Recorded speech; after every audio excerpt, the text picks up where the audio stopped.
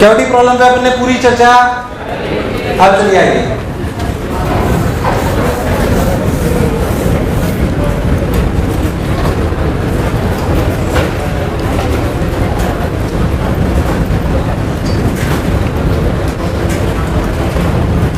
इधर देखो,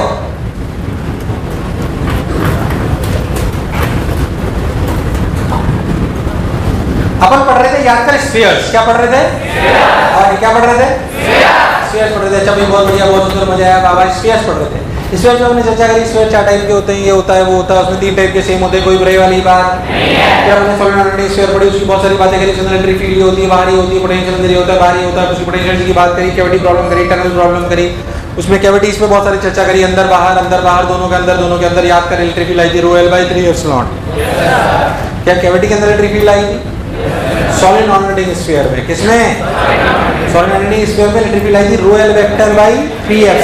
क्या कांस्टेंट आई थी? तो मैंने आपको ओलंपियाड का भी बढ़िया सवाल करा दिया था, टाइम मिला था, तो याद है? भूल गया है? ये बात थी कैविटीज की। अब हमने ना हेडिंग डालो, लिखो कंडक्टिंग कैविटीज, इंपॉर्टेंट और कंसेप्चुअल पोर्शन लिखें। कंडक्टिंग कैविटीज लिखें, कंडक्टिंग कैविटीज, हेडिंग डालें conducting cavities. Simple simple logic से बात करते हैं। पहले मैं आपको एक बात बताऊं, समझे। मान लीजिए कि आपका गोला है, ये ऐसे गोला है, ये मोटा होलो स्फीयर है। कैसे स्फीयर है? इसका इनर रेडियस r1 है, आउटर रेडियस r2। कंडक्टिंग है, नॉन कंडक्टिंग? पक्की बात। मान लीजिए मैं इसमें 3 पॉइंट मार्क करता हूं, A B C। मैं आपसे बोलूं मैं इस कंडक्टर को चार्ज क्यों दे दूं? मैं इस कंडक्टर को चार्ज, ये कैविटी वाला सवाल है, बिल्कुल ध्यान समझें। अगर मैं इस कंडक्टर को चार्ज क्यों दे दूं, मुझे सब लोग पहले बताइए कि ये चार्ज क्यों जाएगा कहाँ? कहाँ जाएगा? क्या बात पहले कर चुके हैं? लो भाई साहब,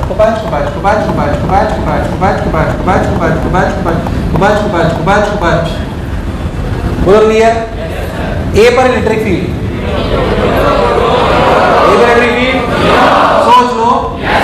ए पर पोटेंशियल, वैल्यू बोल, वैल्यू बोल, के क्यू बाई पोटेंशियलिटी कितना? के क्यू बाई कौन सा?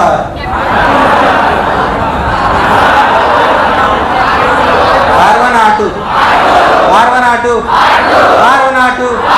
अरे हमें तो उस रेडियस से मतलब है जो कि आउटर सरफेस में डिस्ट्रीब्यूटेड है। तो लिखा गया के क्यू बाई R2, के क्यू बाई R2। चलिए, नाम से पूछो, what is electric field at B?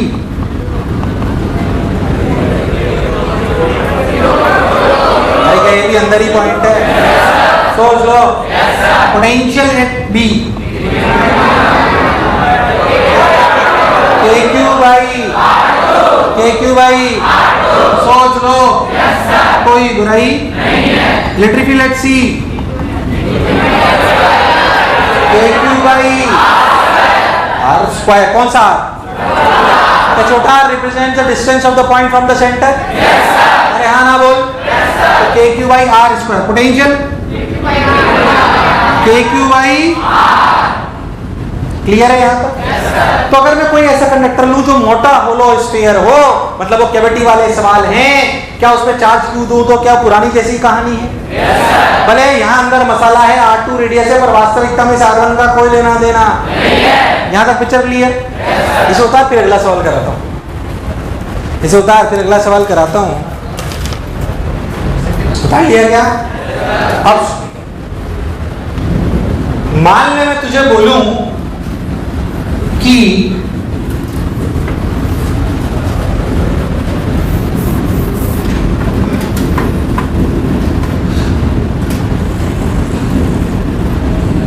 वही हॉलो कंडक्टिंग स्फीयर है पर मोटा है, इसका इनर रेडियस या R1 है, आउटर रेडियस या R2 है। फिर से 3 पॉइंट ले लो, A, B और C। अब मैं आपसे बोलूं कि मैंने चार्ज क्यों दिया ही नहीं कंडक्टर, मैंने चार्ज उसके अंदर रख दिया, सेंटर पे रख दिया।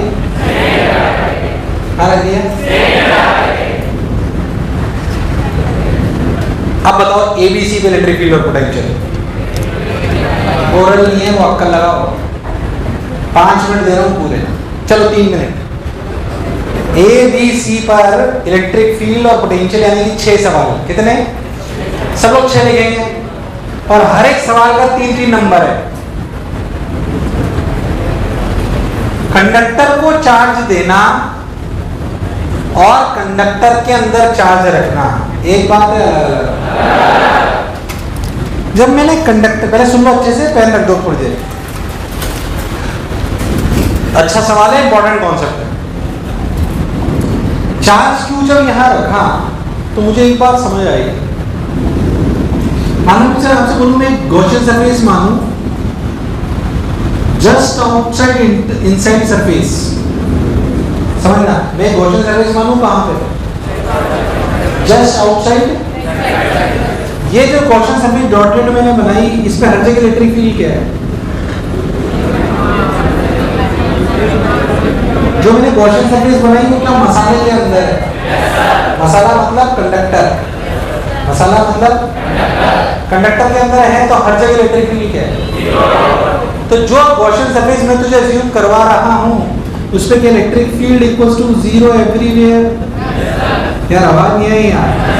गॉसियन सरफेस में इलेक्ट्रिक फील्ड इक्वल्स टू 0, अरे नहीं आया।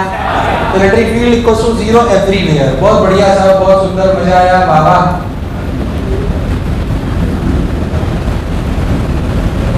अगर हर जगह इलेक्ट्रिक फील्ड 0 है तो इस गॉसियन सरफेस से फ्लक्स कितना है?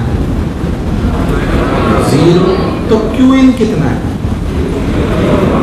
पर हमें तो क्यू दिख रहा है, इसका मतलब कहीं ना कहीं माइनस क्यू। पर माइनस क्यू हवा में तो इंड्यूस, इसका मतलब ये माइनस इसकी इनर सरफेस पे इंड्यूस हो गया। किसकी इनर सरफेस पे? स्फीयर की। अरे भाई साहब, अच्छा मेरा कंडक्टर न्यूट्रल है कि चार्ज है? कंडक्टर को थोड़ी चार्ज दिया है, तो अगर कंडक्टर की इनर सरफेस पे माइनस क्यू चार्ज है तो आउटर में क्या है? कितना? मतलब इस क्यू को रखने की वजह से ऐसी कहानी बन गई। पहली बात तो ये समझ में आना चाहिए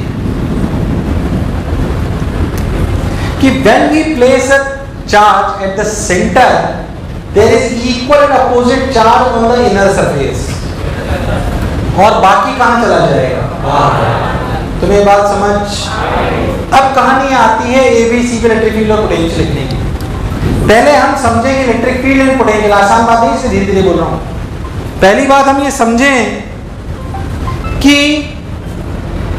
electric field and potential depends on what? Where mass is present और where charge is present. So once we have distributed the charge, क्या this system is equivalent to a system in which we can say there are two spheres with plus q charge, minus q charge, and at center c q charge is placed. Can this system is equal to this system? हमें क्या मतलब कहाँ मास है कहाँ मास? मुझे लगा नहीं तुम्हें आया। So consider this sphere as S1, this sphere as S2. So at every point either it is A, B or C, either it is A, B or C. मान लीजिए कोई आपसे पूछे कि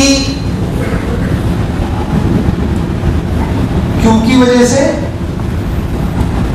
S1 की वजह से, S2 की वजह से और नेट, बढ़िया टेबल बना के बता दो तेरे को अच्छे से, फिर खुद भरना है इस टेबल को। मान लीजिए कोई आपसे पूछे भाई इलेक्ट्रिक फील्ड एट ए बताइए। ए का मतलब यहां पर ए पर इलेक्ट्रिक फील्ड Q की वजह से क्या है? सब लोग बोले KQ by R square. S1 की वजह से, S1 की वजह से A पर इलेक्ट्रिक फील्ड क्या ये अंदर पॉइंट है? S2 की वजह से नेट कितनी हुई? कैविटी के अंदर इलेक्ट्रिक फील्ड है। अब सर आपने तो बोला था सर कंडक्टर के अंदर इलेक्ट्रिक फील्ड जीरो होती है। मैंने बोला था कंडक्टर के अंदर हर जगह उस जगह इलेक्ट्रिक फील्ड जीरो है जहां पे मटेरियल प्रेजेंट है। जहां मटेरियल प्रेजेंट नहीं है वहां पर हो भी सकती है। और तुझे मेरी बात समझ अरे आई कि नहीं आई? प्राण रखेरू धीरे धीरे आराम से समझ। इन द सेम में अगर मैं आपसे बोलूं what is potential at A, potential at A due to Q, सब लोग बोलेंगे के क्यू बाई S1 की वजह से। सब लोग बोलेंगे minus K Q by R1। अरे हाँ ना बोल। What is potential at A due to S2 plus K Q by R2। कैसा हॉलो स्फीयर है? हॉलो स्फीयर के अंदर पोटेंशियल क्या कांस्टेंट होता है? मुझे लगा तो मैं आया। तो नेट क्या हुआ? के Q 1 by R plus 1 by R2 minus 1 by R1। तुम्हें मेरी बात समझ? ये आंसर है। और आगे चलते हैं, देखते हैं what is electric field at B due to Q। सिर्फ जो पूछ रहा उसका जवाब दो। पॉइंट B पर इलेक्ट्रिक फील्ड क्या होगी Q की वजह से? अबे K Q by R square. सिर्फ Q की वजह से पूछ रहा हूं। सिर्फ Q की वजह से B पर इलेक्ट्रिक फील्ड क्या है? कंफ्यूज मत हो, क्या है? नेट नहीं पूछी अभी मैंने। Q की वजह से क्या है? S1 की वजह से। S1 के लिए बाहरी पॉइंट है कि इनर पॉइंट? क्या for outside point sphere will act as a point charge place at its centre. तो क्या लिखा गया? Minus K Q by R square. S2 की वजह से, S2 की वजह से नेट क्या जीरो होनी भी चाहिए? क्यों होनी चाहिए? क्या ये मसाले के अंदर है? मसाले के अंदर डिस्ट्रीब्यूशन ऐसा होता है कि हर जगह मसाले में इलेक्ट्रिक फील्ड जीरो होनी। मुझे लगा नहीं तुम्हें आया। आया कि नहीं आया? अरे सोच लो, कोई बुराई, कोई कष्ट। Potential at C, sorry potential at B Q की वजह से। सब बोलो। ताली के पीछे पड़ा हुआ है भाई साहब, ताली के पीछे पड़ा हुआ है, समझ आया करो।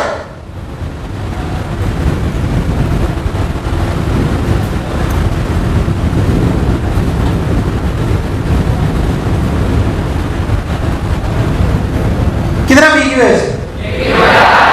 के क्यू बाई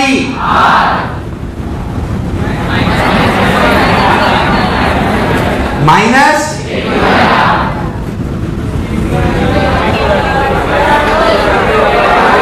सब लोग बोलेंगे के Q by net.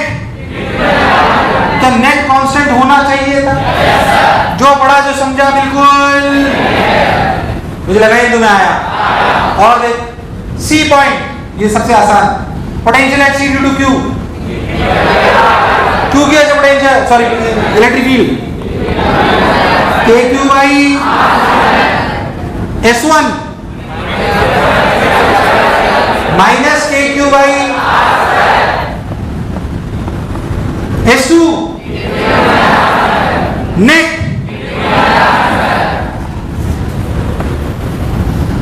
Potential at C K Q by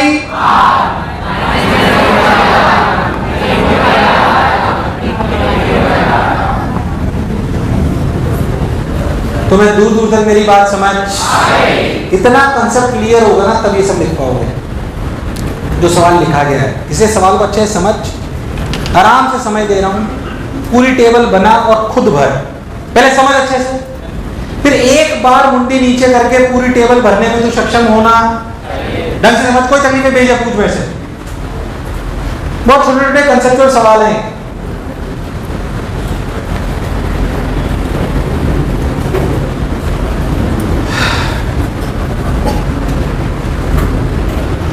मैं तेरे को 2-3 सवाल घर के लिए दे रहा हूँ। कहाँ के लिए दे रहा हूँ? घर के लिए, इसी पे बेस्ड। पहले एक बात और समझाया, ये कॉन्सेप्ट सबको समझ में आया? जब भी अंदर चार्ज रखते हैं, जब भी अंदर चार्ज रखते हैं तो आपको पहले बात तो ये समझो कि अगर अंदर चार्ज रख दो तो कहानी क्या अलग हो जाती है। बाहर चार्ज दो, अंदर चार्ज दो, एक बात की अलग अलग। बोलो ठीक है? मैं आपसे अच्छा एक बात पूछूं, अगर जब मैंने बाहर चार्ज लिया था तो ए पॉइंट पे कोई इलेक्ट्रिक फील्ड अभी है? अभी खैर, अच्छा सोच कि मैं इस पे चार्ज क्यों रखता, और साथ ही साथ क्या चीज, मैं इस कंडक्टर को भी क्यों चार्ज दे देता, तो क्या होता? इनर सरफेस में कितना आता? -Q, पर आउटर सरफेस Q की 2Q, तो क्या ये Q की जगह 2Q हो जाता? पर फिर भी क्या कहानी लिख सकता था? ये वो केस है जिसमें अंदर भी चार्ज रख दिया और बोलो यस और नो। मान लीजिए मैं आपसे सवाल पूछूं, अब 2 सवाल मैं आपके घर के लिए दे रहा हूं, देखिए ध्यान से, सब लोग करेंगे। देखो, मान लो मैं आपको बोलूं कि ये रेडियस r, ये रेडियस 2r, और मैं आपसे बोलूं कि सेंटर पे चार्ज रख दो -Q और बाहर दे दो 3Q, तो आपको एक 6 आंसर लिखने। मेरे हिसाब से बाहर वाले को लिखने का कोई ज्यादा मतलब, आप ये चारों लिखो, ये BA EB VB, ठीक। एक सवाल तो ये, दूसरा सवाल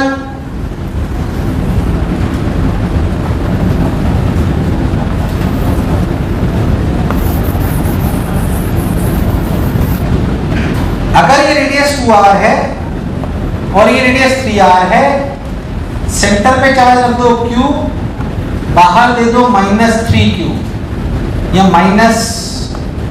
-2Q, फिर से EA BA EB VB, क्या ये दोनों सवाल आप करके ला सकते हो? yes, आते ही सबसे पहले मैं डिस्कस करूंगा। Got my point? ठीक। सीबीएस निपटा होगी या कुछ और? देना यूनिट 1 2 सीबीएस लग अच्छे रहे वैसे तो ब्रांड निकाल देंगे।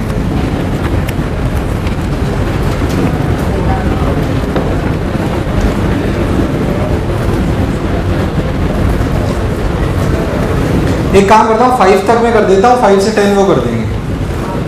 तो 3 और 4 कर लो। कौन सा कर लो? 3 और 4, ठीक।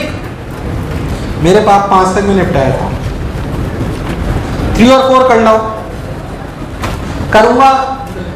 करूंगा डिस्कशन आधा घंटा ही। कितने घंटा? जितना हो जाएगा, कोशिश करना दोनों निपट जाए आधे घंटे 40 मिनट। What my point?